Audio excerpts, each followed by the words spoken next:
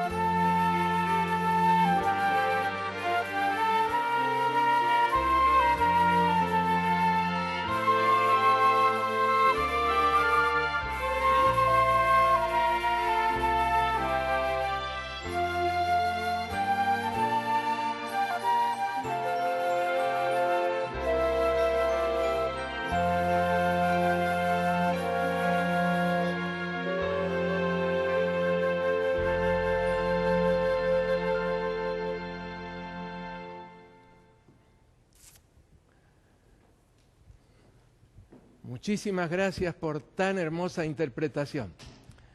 Un buen comienzo para nuestra presentación en el estudio de las profecías en esta noche. Un saludo muy cordial. Y quiero decirle que esas palabras en las que ustedes expresan el aprecio están un poco exageradas. Yo no me veo reflejado en algunas de esas declaraciones, pero se las agradezco de todo corazón. Bueno, anoche estuvimos volando, por así decirlo, sobre las 7 trompetas. Pasamos como si fuera una exhalación sobre ellas, pero aquellos que experimentaron las 7 trompetas como castigo de Dios, no las sintieron en esa forma. De estas trompetas hay mucho para decir. Y yo me imagino que como la explicación fue tan corta, tan superficial, algunos pueden haber quedado con la idea de que quién sabe si esa interpretación es la correcta. Pero déjenme decirles que tenemos detrás la colaboración, el esfuerzo, el estudio de muchos hombres de Dios, especialmente desde la Reforma en adelante, que captaron, dirigidos por el Espíritu de Dios, perfectamente el significado de estas profecías. A quien vemos en la pantalla ahora es a Alarico, el jefe de los godos en la primera trompeta, el hombre que humilló a Roma hasta el polvo. Seguimos avanzando con la segunda trompeta, la trompeta de Genserico, el jefe de los vándalos, el que destruyó totalmente el poderío romano en el mar. Roma realmente dominaba el mar Mediterráneo, pero con la actuación de estos hombres, Genserico y los vándalos, terminó el poder que había caracterizado a Roma. Con la tercera trompeta tenemos a los hunos, Y por allí les estoy presentando una instantánea de Atila, el jefe de los hunos. Bueno, ustedes saben que no pudo haber sido una instantánea, sino simplemente el hecho de que alguien en su tiempo pintó la imagen de este hombre, que no inspira, por supuesto, ninguna confianza. Seguimos avanzando y llegamos a la cuarta trompeta, la trompeta que terminó totalmente con el Imperio Romano. Cayó estrepitosamente en el año 476. Las dos trompetas siguientes, interesantísimas como lo son, de largo contenido en su explicación, 12 versículos para la quinta trompeta y nada menos que 9 versículos para la segunda, es realmente una descripción fascinante. ¿Cómo fue que surgió el poderío musulmán, el Islam? Y en la diapositiva que están viendo ustedes ahora, comprenderán que fue la primera vez que se usó la pólvora en la historia de la humanidad en el sentido de conquista. Sí, se le acercó al sultán turco que estaba con sus tropas rodeando a Constantinopla, un hombre de Hungría, probablemente un descendiente de los hunos, y le traía un caño, y le preguntó Murad II, ¿para qué es este caño? Y el húngaro le explicó, este es un cañón que yo he inventado, y explicó, por la boca se lo carga, aquí tiene un huequito para una mecha, hay que colocarle pólvora también, y de esa manera se producen explosiones que pueden causar gran daño. Y por primera vez fue allí que se empleó la pólvora contra los muros de Constantinopla, y realmente, a pesar de que esos cañones eran totalmente inseguros, a veces podían darse vuelta y disparar hacia atrás. Por eso apenas se encendía la mecha había que correr en todas direcciones, por las dudas ocurriera un accidente de esa naturaleza. Bien, después vimos a los turcos en una muy rápida reseña. Hubo un tiempo, más de 300 años en Europa, que ningún poder, nadie movía un dedo sin la autorización de los turcos. Y finalmente llegamos al momento de la séptima trompeta, la trompeta bajo la cual van a caer también las 7 plagas postreras, con el regreso del Señor Jesús, terminado su ministerio en el santuario celestial. Hay tantas cosas que podría contarles acerca de las trompetas, pero tenemos que seguir adelante. Y nuestro tema esta noche es un tema muy interesante basado en el capítulo 12 del libro del Apocalipsis. El tema es el cautivante misterio del dragón y de la mujer vestida del sol, o también se lo puede titular como la biografía del dragón escrita por el Señor Jesucristo. Apocalipsis capítulo 12. En ese capítulo aparece un resumen biográfico por demás interesante en 6 escenas distintas. Entre estas escenas, la primera apunta a la primera expulsión de Satanás de las cortes celestiales, en los versículos 7 y 8. En segundo lugar, su intento de quitar la vida a Cristo, esto en los versículos 4 y 5. Viene entonces su segunda expulsión del cielo cuando Cristo murió en la cruz, en los versículos 9 y 10. Y finalmente avanzamos a las 3 últimas escenas en el capítulo 12, que son su persecución contra la iglesia durante 1260 años, su autoconfinamiento a la tierra con gran ira por la victoria del remanente, que aparece en los versículos 11 y 12, y finalmente su ataque final contra el remanente en el versículo 17. Bueno, sin más preámbulo, vamos a pasar ahora al montaje del escenario, los personajes de la acción.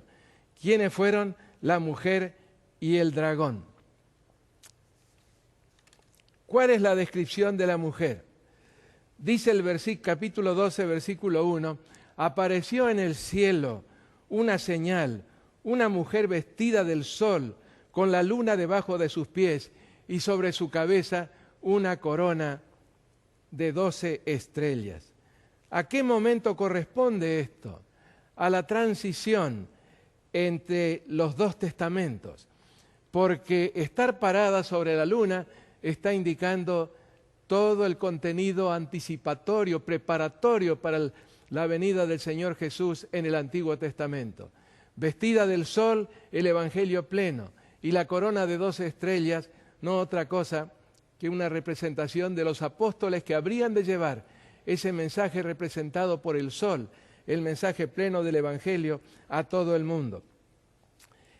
En cuanto a la descripción del otro personaje, me refiero al dragón. Dice en el capítulo 12, versículo 3, también apareció otra señal en el cielo. He aquí un gran dragón escarlata, que tenía 7 cabezas y 10 cuernos, y en sus cabezas 7 diademas, y su cola arrastraba la tercera parte de las estrellas del cielo y las arrojó a la tierra. Claro, la pregunta que surge entonces es, ¿cuándo fue que el dragón adquirió estas características? Nos ayuda el capítulo 13 explicándonos un poco cuándo fue que surgió, por lo menos la primera cabeza. Aparece el dragón nuevamente en el capítulo 13, pero en esta ocasión aparece con rasgos que hacen de su apariencia un monstruo híbrido, una bestia híbrida, porque menciona que tenía un aspecto general de leopardo, las garras o las patas como de oso, y la cabeza o las cabezas como cabeza de león. Esto nos lleva a los mismos poderes que aparecen representados en Daniel capítulo 7, pero en orden inverso. Fue en el tiempo de Nabopolassar y su hijo Nabucodonosor II, cuando con la fundación de Babilonia surgió la primera de las cabezas. Ese primer imperio universal duró solamente 66 años, entre los años 605 y 539 antes de Cristo. Esa fue la primera de las cabezas. Ahora bien, las cabezas a partir de la quinta, según nos menciona el capítulo 13, el versículo 1, se vuelven blasfemas. ¿Qué es una blasfemia? Es la actitud o la pretensión de un ser creado de poseer atributos divinos, prerrogativas divinas. ¿Cuáles habrían de ser esas blasfemias? Las describen otros pasajes de las Escrituras, pero corresponden solamente a una iglesia. Por ejemplo, la facultad de perdonar pecados. Desde 1215 apareció esta facultad en la iglesia a la cual se está describiendo. La pretensión de infalibilidad desde el año 1870. La osadía de modificar la ley de Dios. La beatificación y la canonización de muertos y muchos, no solamente unos pocos, que se pretende son intercesores allí en las mansiones eternas en favor de los fieles aquí en la tierra. No se sabe a ciencia cierta cuántos son los que han sido beatificados y canonizados. Hay estimaciones que van entre 10.000 y 68.300. Bueno, la adición a la Biblia de libros no inspirados. ¿Qué más? La venta de favores divinos, especialmente indulgencias, desde el año 1300. Y sobre todo, la falsificación de la obra intercesora de Cristo en el santuario celestial. Es decir, la sustitución del continuo o la continuidad de Cristo, que es la forma en que se refiere a ese ministerio intercesor que comenzó con su muerte en la cruz y sigue en el santuario celestial. Y muchísimos etcétera más que podríamos añadir a esta lista de blasfemias. Bueno, comienza la acción. Ahora ya tenemos los personajes, hemos definido algunas características, comienza la acción y la primera escena es la expulsión original del dragón. Dice el texto en el verso 7 y 8, después hubo una gran batalla en el cielo. Miguel y sus ángeles luchaban contra el dragón, y luchaban el dragón y sus ángeles, pero no prevalecieron, ni se halló ya lugar para ellos en el cielo. La segunda escena comienza unos 4.000 años más tarde. Es el intento de quitarle la vida al niño de Belén. Nos dice el texto que la mujer estaba para dar a luz. Es decir, a fines del siglo I antes de Cristo, en tiempos del Imperio Romano. Y de la mujer nos dice el versículo 2 que estaba encinta, clamando con dolores de parto en la angustia del alumbramiento. Y en la escena aparece ahora el dragón. Se paró frente a la mujer que estaba para dar a luz a fin de devorar a su hijo tan pronto como naciese, según el verso 4. Pero no resultó exitoso su intento, porque dice el verso 5, y ella dio a luz a un hijo varón que regirá con vara de hierro a todas las naciones, y su hijo fue arrebatado para Dios y para su trono. Ahora repasando las dos primeras escenas biográficas del dragón. La primera, en los versos 7 y 8, nos habla algo acerca de la prehistoria del pecado. Muy poco sabemos de la prehistoria del pecado, salvo a través de Isaías 14 y Ezequiel 28. Estas escenas ocurrieron hace unos 6.000 años atrás. Me refiero a esa lucha entre Miguel y sus ángeles y el dragón y sus ángeles. Y la segunda de estas escenas, en los versos 3 y 4, lo enfoca unos 4.000 años más tarde, como dijimos recién, en su intento de quitarle la vida al Jesús en su niñez. En esta escena el dragón es descrito como teniendo 7 cabezas, todas ellas con coronas, y 10 cuernos sin coronas. Corresponde al tiempo en que Roma era la dueña del mundo. Y ahora sí pasamos a la tercera escena, la segunda expulsión de Satanás de la presencia de Dios.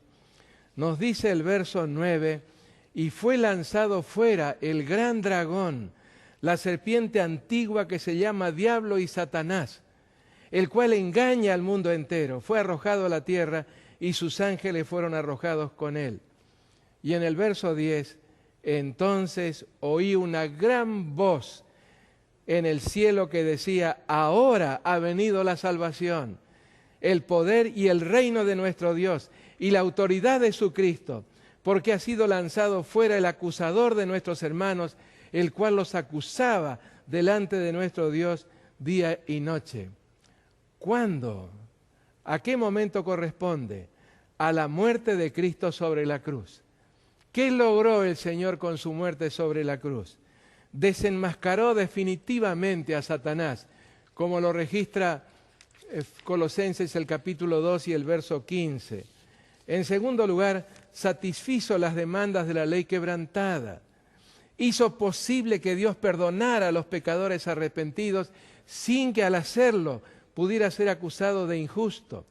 Más todavía, con su sangre derramada, permitió la dedicación del santuario celestial y el comienzo de su ministerio intercesor.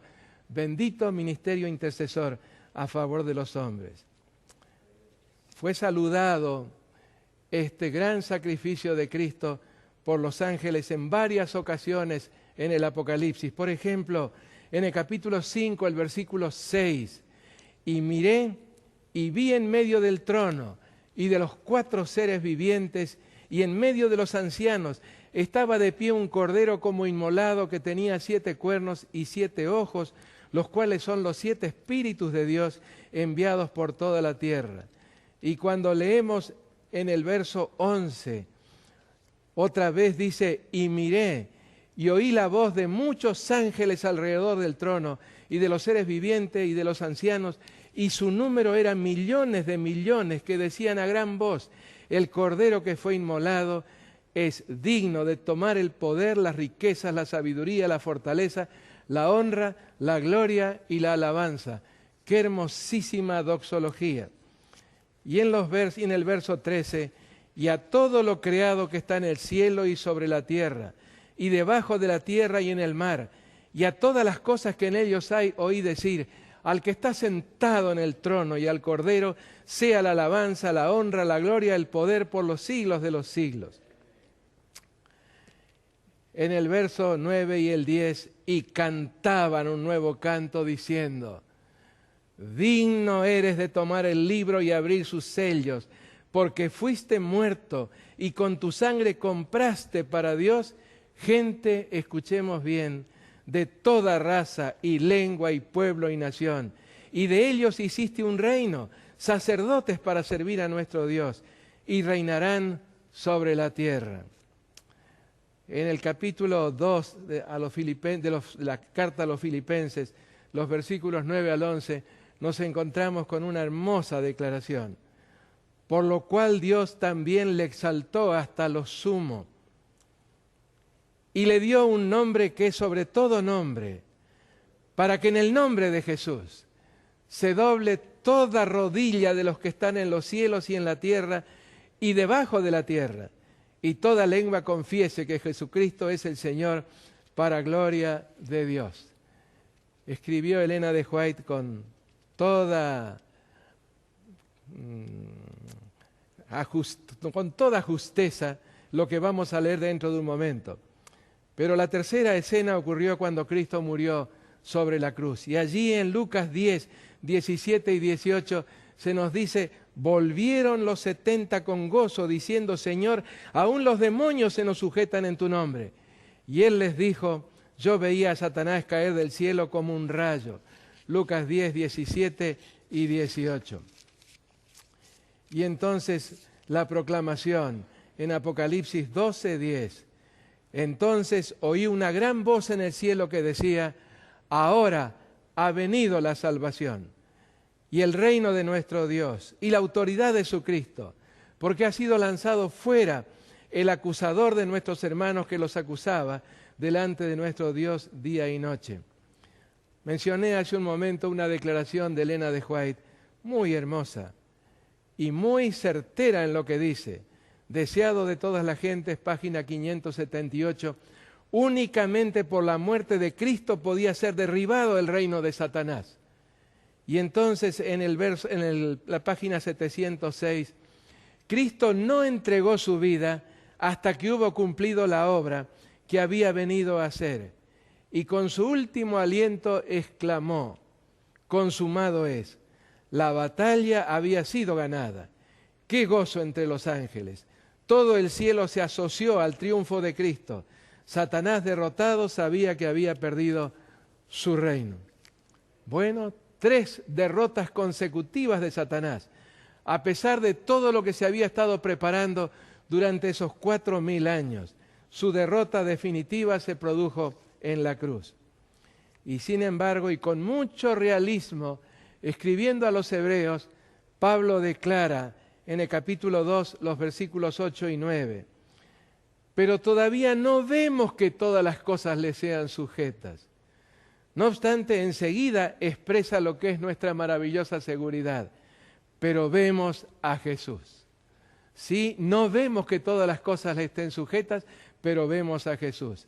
Y añade el apóstol, 1 Corintios 15, 24 al 28, luego el fin, cuando entregue el reino al Dios y Padre, cuando haya suprimido todo dominio, toda autoridad y potencia, porque preciso es que Él reine hasta que haya puesto a todos sus enemigos debajo de sus pies. Y el postrer enemigo que será destruido es la muerte. ¡Qué bendición! Porque todas las cosas las sujetó debajo de sus pies. ¿Quién? El Padre bajo los pies del Hijo. Y cuando dice que todas las cosas han sido sujetadas a Él, claramente se sitúa aquel que le sujetó a Él todas las cosas. Pero luego que todas las cosas le estén sujetas, entonces también el Hijo mismo se sujetará al que le sujetó a Él todas las cosas, para que Dios sea uno y en todos. Leo en Patriarcas y Profetas la página 355. La tenemos en la pantalla. Será restaurado todo lo que se perdió a causa del pecado. No solo el hombre, sino también la tierra será redimida para que sea la morada eterna de los obedientes. Durante 6000 años Satanás luchó por mantener la posesión de la tierra, pero se cumplirá el propósito original de Dios al crearla. Qué certezas tan hermosas. Y si vamos al profeta Daniel, en el capítulo 7, encontramos la repetición de esta seguridad. Por ejemplo, en el verso 14, terminado ya el juicio en la descripción que se está haciendo, y le fue dado al Hijo del Hombre, dominio, gloria y reino para que todos los pueblos, naciones y lenguas le sirvieran. Su dominio es dominio eterno que nunca pasará, y su reino uno que no será destruido. Y si vamos al verso 18, encontramos declaraciones más hermosas todavía. Hasta que vino el anciano de días y se dio el juicio a los santos del Altísimo. Y llegó el tiempo y los santos recibieron el reino. Capítulo 7 de Daniel, el verso 22. En los versos 26 y 27, vamos a leerlos. Daniel capítulo 7, los versos 26 y 27. A veces pasamos por alto algo que es de extrema importancia en estos pasajes. Voy a leer primeramente el verso 25. Y hablará palabras contra el Altísimo. Está hablando del símbolo del cuerno pequeño. Y a los santos del Altísimo quebrantará. Y pensará en cambiar los tiempos y la ley. El arameo es mucho más fuerte aquí, no dice solamente pensar, sino que se empeñará al máximo por cambiar los tiempos y la ley. Es decir, el elemento tiempos en la ley de Dios, que solamente se encuentra en un mandamiento, en el cuarto mandamiento.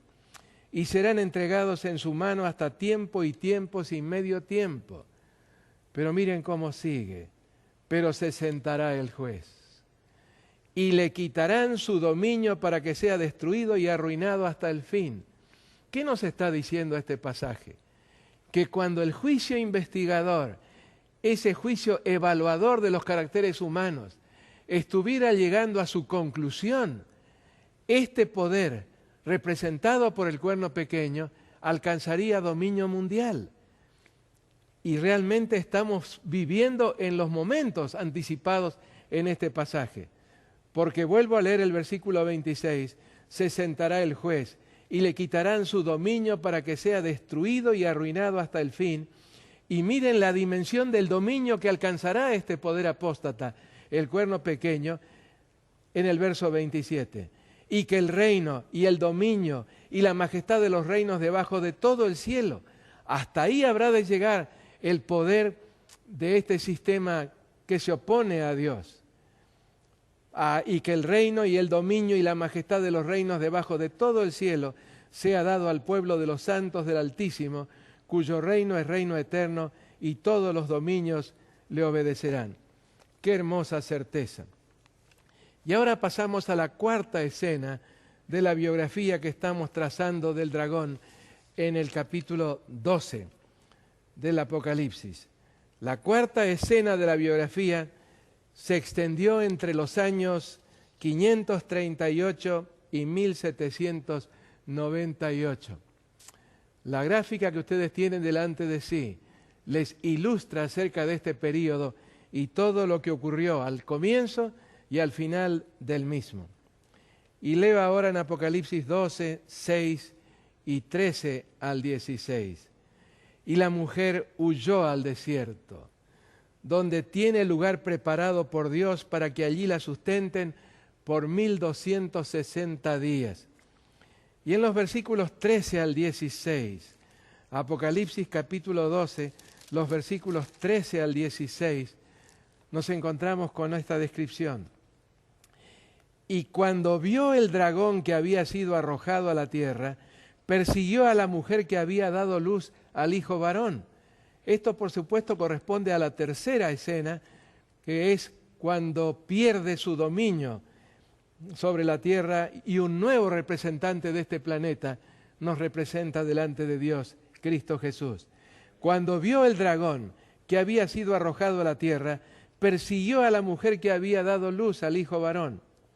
Y se le dieron a la mujer las dos alas de la gran águila, para que volase de delante de la serpiente al desierto, a su lugar, donde es sustentada por un tiempo y tiempos y la mitad de un tiempo. ¿Sí? Montañas, lugares desérticos, bosques, sirvieron de refugio a la iglesia durante este terrible periodo del tiempo, tiempos y la mitad de un tiempo, o 1260 años. Y fíjense lo que ocurrió ahora en el versículo 15. Y la serpiente arrojó de su boca tras la mujer agua como un río para que fuese arrastrada por el río. Pero ocurrió algo. ¿Qué ocurrió?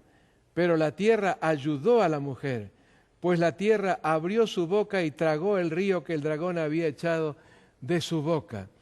¿Cómo fue que ocurrieron las cosas para que tal cosa se produjera? Sí, fueron 1260 años de gran persecución. Satanás muy cerca de la victoria que tanto anhelaba, pero fue derrotado otra vez. ¿Y por qué fue derrotado? Su derrota se debió a que la tierra ayudó a la mujer. ¿Cómo lo hizo? Abrió su boca y tragó el río que el dragón había echado de su boca. ¿Cómo hizo la tierra para absorber ese río? Hay algunos hechos destacables que nos permiten comprender cómo se dieron las cosas. Los llevo al año 1451. Estamos en plena época de persecución. Y allí en Mainz o Maguncia, las orillas del río Rin, en Alemania, hubo alguien, Johannes Gutenberg, que tuvo una idea brillante. Antes había que tomar un pedazo de madera y en ese pedazo de madera del tamaño de una hoja cincelar todas las letras con gran cuidado, pero no en la forma en que las leemos, sino al revés, para que al dar vuelta ese pedazo de madera se pudiera imprimir sobre una hoja su contenido. Pero ahora se le ocurrió algo a Gutenberg, seguramente inspirado por Dios.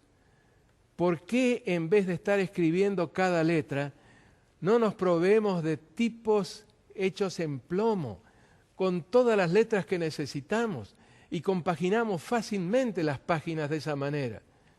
¿Y saben cuál fue el primer libro que publicó Gutenberg? Eso fue en el año 1455, la Biblia. ¿Cómo se abarató de allí en adelante el acceso a la palabra de Dios? Algo realmente maravilloso.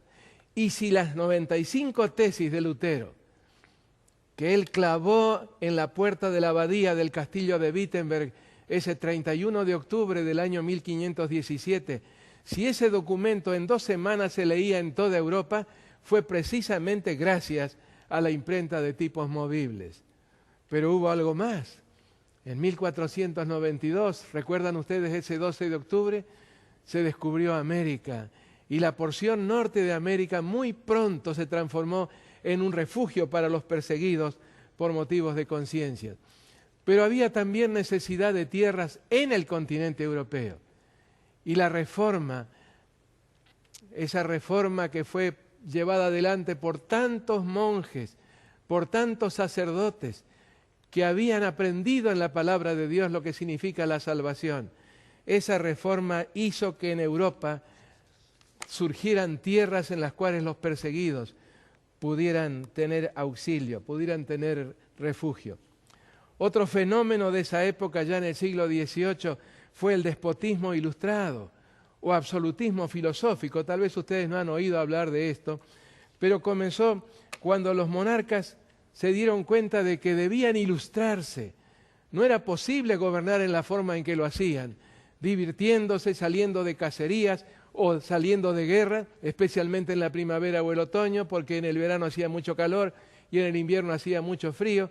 Eran sus únicas diversiones. No, ahora se dieron cuenta de que muy fácilmente podrían quedar a un lado si es que no se ilustraban. Y surgieron nuevas ideas. Los monarcas decían todo para el pueblo, pero sin el pueblo.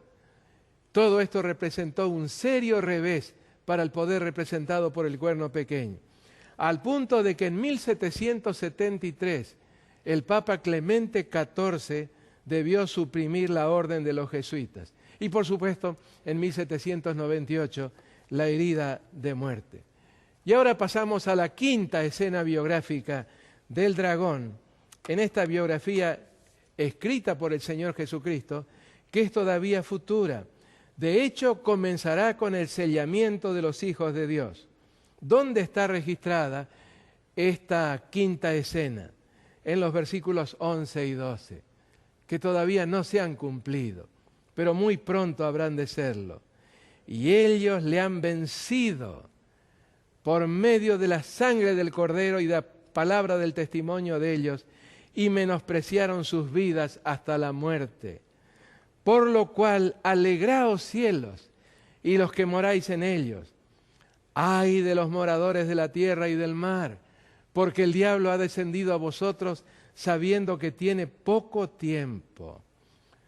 La sexta escena es continuación de la quinta. Es la ira final del dragón contra el remanente. Y nos dice Apocalipsis 12, 17, entonces el dragón se llenó de ira contra la mujer y se fue a hacer guerra contra el resto de la descendencia de ella. Este resto es el remanente, la iglesia de Dios, la Odisea, transformada ya por el poder del Espíritu Santo, moviéndola a un profundo arrepentimiento. Contra el resto de la descendencia de ella, los que guardan los mandamientos de Dios y tienen el testimonio de Jesucristo. Saben, queridos amigos, de estos versículos que acabamos de leer, el 11, el 12 y el 17, hay 5 hechos que me gustaría destacar. El primero de ellos le han vencido. Es decir, recibieron la impronta del sello del Dios vivo. Escribió Elena de White, el sellamiento es una promesa de parte de Dios de perfecta seguridad para sus escogidos. El sellamiento indica que hemos sido escogidos por Dios y que Él ha tomado posesión de nosotros. Más, en otra declaración, Satanás sabe que su tiempo es corto y que el sellamiento de los santos los colocará más allá del alcance de su poder. Sí, ellos le han vencido. Tenemos que conjugarlo todavía en futuro. Le habrán vencido. Y todavía mejor, le habremos vencido. Porque está dirigida a nosotros esta certeza. Una segunda declaración que me llama mucho la atención. Menospreciaron sus vidas hasta la muerte. Sí, experimentaron y experimentaremos muchos sufrimientos en el futuro. Escribió la mensajera del Señor, no seremos capaces de hacer frente a las luchas de este tiempo sin Dios. No hemos de poseer el valor y la entereza de los mártires de antaño, escuchen bien, hasta que seamos colocados en la situación en que ellos se encontraban. Me voy a permitir repetir esta última parte, nuestra elevada vocación, la página 127. No hemos de poseer el valor y la entereza de los mártires de antaño, hasta que seamos colocados en la situación en que ellos se encontraron. ¿No nos llena de certeza y de consuelo? A veces vivimos angustiados pensando en la persecución y pensando que tal vez no podremos sobrevivir a la misma y que quién sabe no llegaremos aún a apartarnos de Dios frente a las graves pruebas que tendremos que enfrentar. No hay razón para sentirnos así. Cuando llegue el momento, Dios nos va a capacitar como capacitó a esos millones que en tiempos anteriores, en las 2 tribulaciones previas, dieron su vida antes de renunciar a sus convicciones. La tercera frase, el diablo ha descendido a vosotros con gran ira sabiendo que tiene poco tiempo. ¿Qué quiere decir esto? Que Satanás a este punto dejará de molestar a los habitantes de los mundos no caídos. ¿Por qué? Porque terminado el sellamiento, comprende que su única posibilidad de subsistencia consiste en la destrucción total del pueblo de Dios. Por otro lado, sabe que concluido su ministerio intercesor, Cristo será coronado. Es la primera coronación, la coronación temporaria, provisoria de Cristo como Rey. Y todo el cielo va a exclamar, aleluya, porque el Señor nuestro Dios Todopoderoso reina. Eso está ilustrado en el capítulo 19 con las bodas del Cordero. Cristo recibe la capital de su reino y plena autoridad, contando ya con el respaldo de la evidencia documental y la evidencia viviente, con plena autoridad para intervenir en los destinos de este planeta. Y es el momento en que comienzan a caer las plagas finales y el regreso de Cristo. En Primeros Escritos, la página 290, leo, recluido en la tierra, Satanás no tendrá ocasión de ir a otros planetas para tentar y molestar a quienes no han caído. ¿Podemos ver en esto una tercera expulsión? No. Quien se autoconfina en este planeta es el mismo Satanás, porque sabe que le queda poco tiempo. Ese poco tiempo no es desde la muerte de Jesús.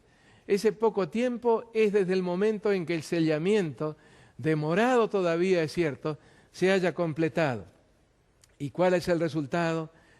En el versículo 17, la cuarta declaración: el dragón se llenó de ira contra la mujer y se fue a hacer guerra contra el resto de la descendencia de ella, contra el pueblo remanente, contra aquellos que han recibido el sello de Dios en sus frentes, el sello del Dios vivo.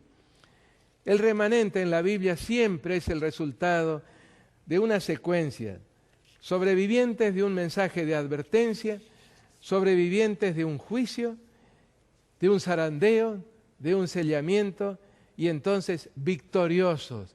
Y es exactamente lo que Testigo Fiel y Verdadero le ofrece a la Odisea. Victoria plena. Y esa victoria está más allá de toda discusión. No se trata de una posibilidad.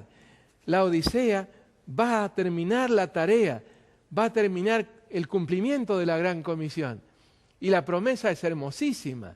Cuando Cristo terminó aquí en la tierra su misión, nos dicen 19 pasajes que Él se sentó a la diestra del Padre, significándose con eso que el Padre aceptó plenamente lo que Cristo había hecho. Además, en Hebreos 7:28 se menciona que el Padre con un juramento declaró que lo que Cristo había hecho era perfecto para siempre. Y ahora la promesa para la Odisea: se sentarán conmigo en mi trono, así como yo me he sentado con mi Padre en su trono, indicando la aprobación plena de la forma en que la Odisea terminó la tarea de la predicación del Evangelio aquí en la tierra. Y la última declaración: los que guardan los mandamientos de Dios y tienen el testimonio de Jesucristo. Y cuando vamos al capítulo 19, el verso 10, el testimonio de Jesucristo es el espíritu de la profecía. Ahora, ¿por qué recién en el verso 17 se indican estas dos características del pueblo de Dios? ¿Acaso los adventistas no las tenemos ya? La razón es muy sencilla y a la vez que muy solemne. Confrontados con la obligación de guardar un falso día de reposo, bajo amenaza de muerte, recién entonces se sabrá quiénes guardan realmente los mandamientos de Dios. Y por otro lado, sacudidos por muchas interpretaciones falsas y desorientadoras de las profecías, que circularán con el apoyo de toda clase de manifestaciones espiritistas, el falso profeta, se sabrá quiénes tienen verdaderamente el testimonio de Jesucristo.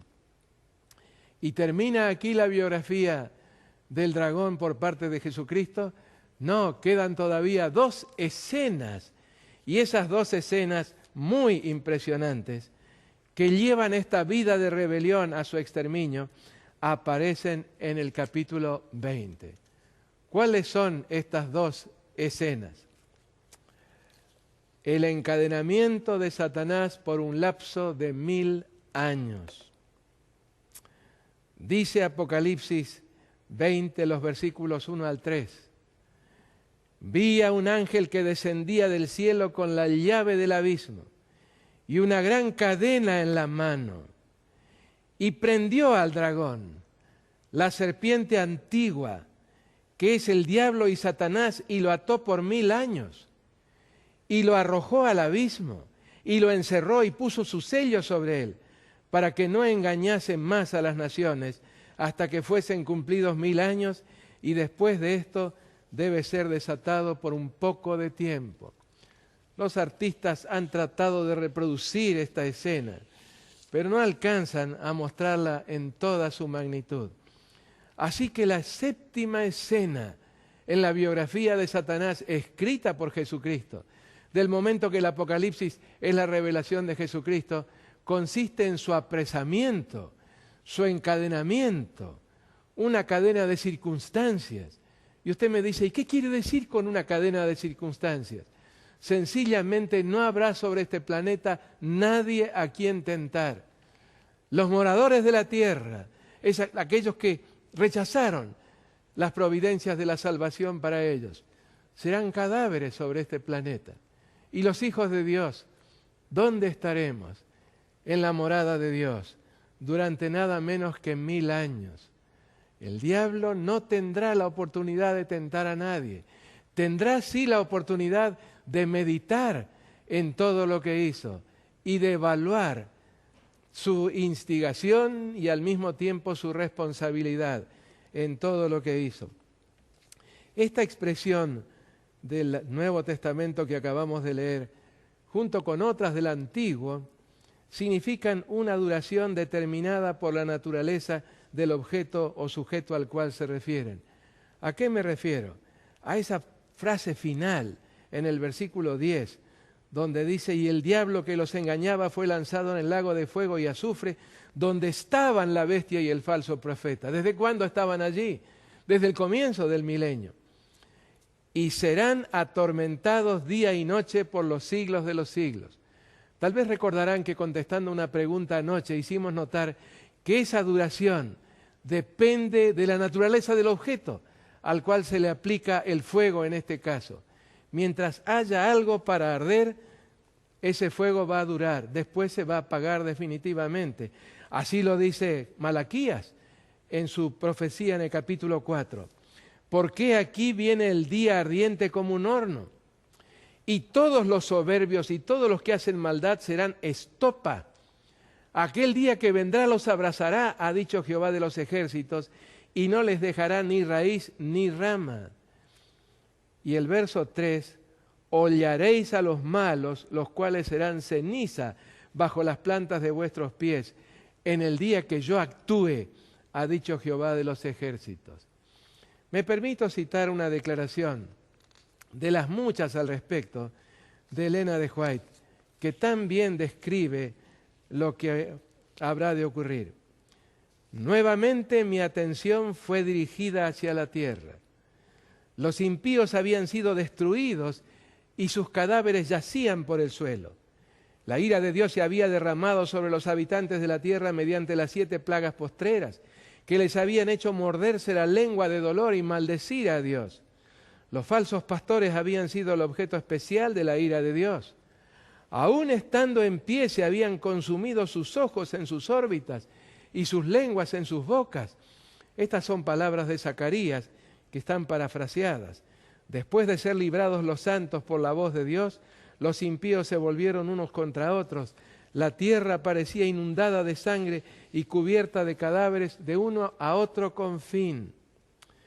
Por 1000 años, Satanás contemplará el triste fruto de toda su obra, toda la destrucción, todo el dolor, el fracaso de su acción empedernida, fruto de un orgullo insensato, desmesurado.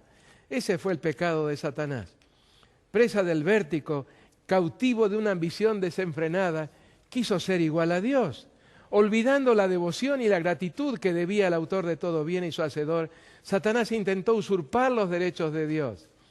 Llegó el momento en que la iniquidad encontró cabida en su corazón, en el corazón de este ángel poderoso. Es lo que la Biblia llama el misterio de iniquidad. Y yo quiero que contemplemos este gran contraste. Daniel capítulo 12, versículo 1. En aquel tiempo se levantará Miguel, el gran príncipe que está de parte de los hijos de tu pueblo. Y será tiempo de angustia cual nunca hubo, desde que hubo gente hasta entonces. Pero en aquel entonces será libertado tu pueblo, todos aquellos cuyos nombres se encuentren escritos en el libro. ¿En qué libro? En el libro de la vida. Y el contraste con 20:15, Apocalipsis 20:15. Y el que no se halló inscrito en el libro de la vida fue lanzado al lago de fuego. ¡Qué contraste! ¡Qué terrible este contraste! Y a medida que los años de la eternidad transcurran, son las últimas palabras de ese libro maravilloso, El conflicto de los siglos, traerán consigo revelaciones más ricas y aún más gloriosas respecto de Dios y de Cristo. Así como el conocimiento es progresivo, así también el amor, la reverencia y la dicha irán en aumento. Cuanto más sepan los hombres acerca de Dios, tanto más admirarán su carácter.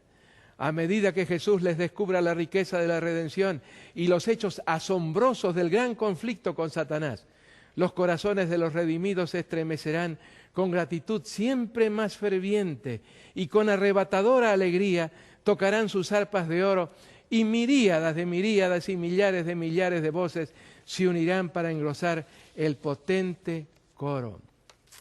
Y cita entonces Apocalipsis 5:13, y a toda cosa creada que está en el cielo y sobre la tierra y debajo de la tierra, y a todas las cosas que hay en ellos, las oí decir: bendición y honra y gloria y dominio al que está sentado sobre el trono y al Cordero por los siglos de los siglos. Y termina así este libro maravilloso: el gran conflicto ha terminado. Casi imposible de imaginarlo.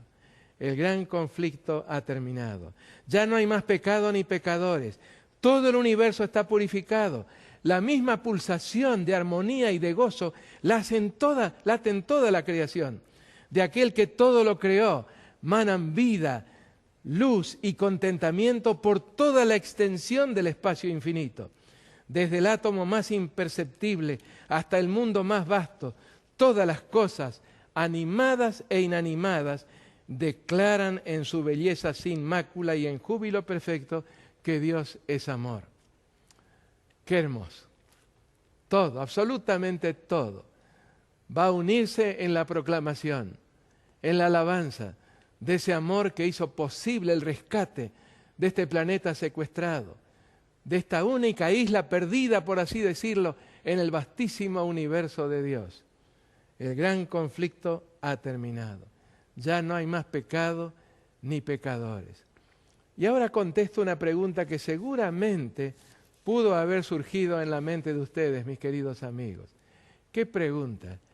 ¿Qué razón tuvo el Señor Jesús para presentar una biografía de Satanás en la forma que lo hace o que lo hizo en el capítulo 12 y en el capítulo 20 del Apocalipsis? Es que cuando analizamos los pasos que llevaron a Satanás, o mejor dicho, a Lucifer, a llegar a ser Satanás, son los mismos que ocurren con aquellos que rechazan el ofrecimiento tan maravilloso del plan de la salvación. ¿Cuántas veces el Señor dice que nos ha extendido lazos de amor, que ha tratado por todos los medios de alcanzarnos? Pero nosotros, muchos de nosotros, pensamos dejarlo para más adelante, para algún otro momento. Y ese momento quizás nunca llegue. La palabra de Dios nos dice que el momento oportuno para la salvación es un día que se escribe solamente con 3 letras y una no suena. ¿Cuál es ese día? Hoy. Si hoy oyereis su voz, no endurezcáis vuestros corazones. Queridos amigos y hermanos, no endurezcamos nuestros corazones. No pudieron entrar tantos de los israelitas que salieron de Egipto rumbo a la tierra prometida, sencillamente por incredulidad, por la dureza de sus corazones. ¿Les parece bien que allí donde ustedes están, y yo desde aquí, nos unamos en una plegaria, que más que una plegaria será un canto de alabanza al Señor, por su gran misericordia, por su gran amor? Amado Padre que moras en los cielos, cuánto amor, cuánta misericordia. ¿Cómo diste a tu Hijo para que viniera a morir por nosotros en la cruz? Cuánta condescendencia y cuánta magnanimidad. Y especialmente, Padre, el habernos revelado todas estas profecías, mostrándonos que tienes un plan y que este plan está próximo, este plan de amor, este plan de misericordia está próximo a cumplirse en su plenitud. Ayúdanos a despertar de nuestro sueño. Ayúdanos a abrir nuestros ojos a la realidad que nos rodea. Y Padre querido, a terminar la tarea tan demorada que diste a tu pueblo. ¿Cuánto tiempo hace que podíamos estar ya en las mansiones eternas y todavía estamos aquí? Pero va a llegar un día muy próximo en que esto será una realidad. Y con todos mis hermanos, con todos mis amigos que nos están sintonizando, quiero encontrarme para alabar al Señor Jesús por todos los siglos y a su Padre por todo lo que han hecho por nosotros. Que así sea en el nombre de Jesús. Amén. Y ahora, mis queridos amigos, les anticipo cuál es el tema que vamos a considerar juntos mañana. Los distintos disfraces con los cuales Satanás actúa, con los cuales engaña. Vamos a encontrar uno de esos disfraces en el capítulo 12 y vamos a encontrar dos de ellos en el capítulo 13. Así que mañana vamos a comenzar con un brevísimo repaso de la descripción del dragón en el capítulo 12, especialmente esa que se encuentra en el versículo 9 y también en el versículo 10. Y después pasaremos a ese monstruo marino, símbolo por supuesto, que se encuentra en el capítulo 13, los versículos 1 al 10 y también en el versículo 18. Y luego veremos también el monstruo terrestre, aquel que habría de surgir con todas las garantías de paz, de libertad, y sin embargo habría de experimentar un cambio muy, muy profundo. Les anticipo que el tema de mañana va a ser un tema apasionante. Les agradezco mucho por sus oraciones. Les agradezco mucho por sus palabras de estímulo. Y créanme, también estoy orando al Señor por todos ustedes, a pesar de que no los veo, pero sé que están allí. Un fuerte abrazo. Amén.